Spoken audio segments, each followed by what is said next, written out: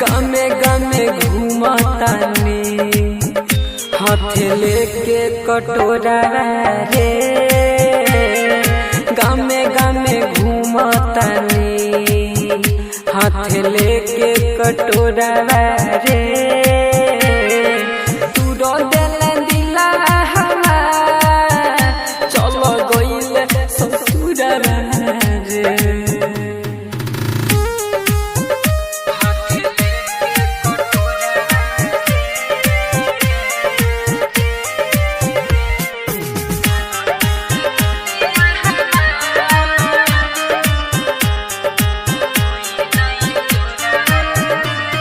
अन्हारा कइले दुनिया हमार अब होई नाइन जोरा रे। अन्हारा कइले दुनिया हमार अब होई नाइन जोरा रे। गामे गामे घूमतानी हाथ लेके कटोरा रे। गामे गामे घूमतानी हाथ लेके कटोरा रे। तू रो देले दिला हमार चलो गइले ससुरा रे।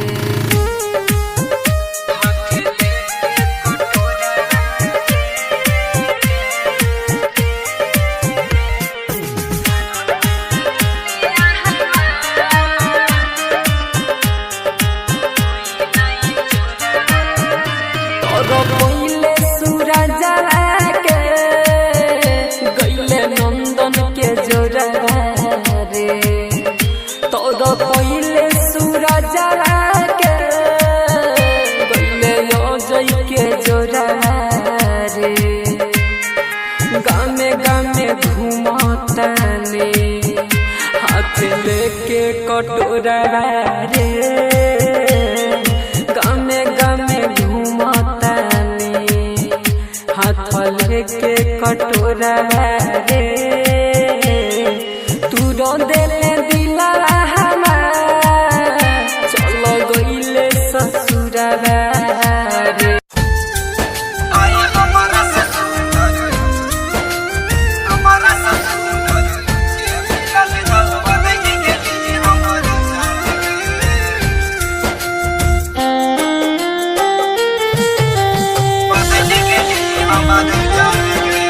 Music by Kanchan Raj Hajipur Vaishali.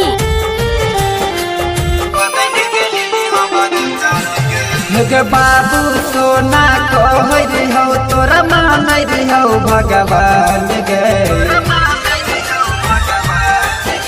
गे बाबू सोना कहै हो तोरा मानै हो भगवान गे।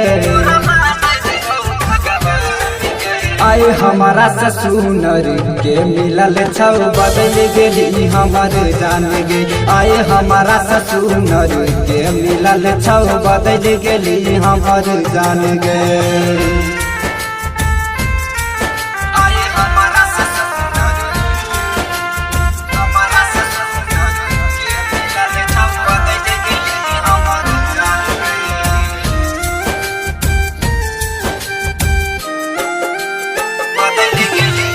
Music by Kanchan Raj Hajipur Vaishali.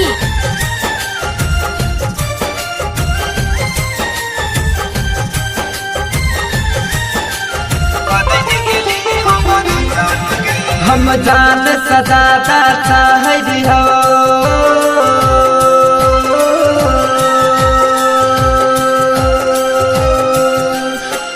हम जान सजादा चाहै हो तोय तोर दिली अरमान गे।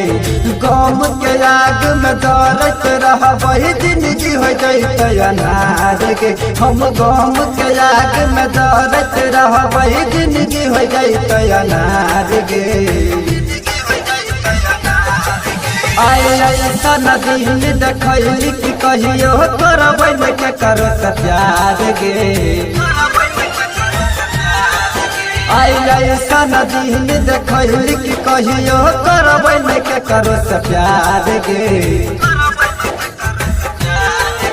आए हमारा ससुर के मिलल छौ बदल गेली हमर जान गे।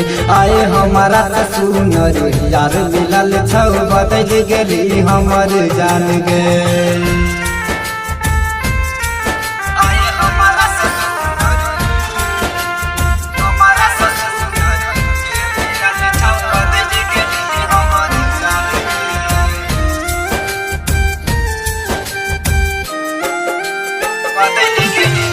Music by Kanchan Raj, Hajipur Vaishali.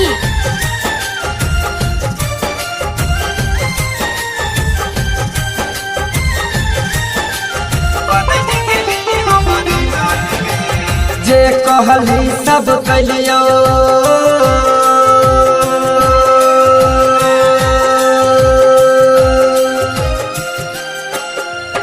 जे कहली सब कलियो तैयो दोसर के साथ तू चल दिली। जब मन भेलो प्यार कैली मन भर गेलो तब बदल गेली। जब मन भेलो प्यार कैली मन भर गेलो तब बदल गेली। राइटर रमेश कहै छलो सुनिल छोट के बात गे। राइटर रमेश कहै छलो सुनिल छोट के बात गे।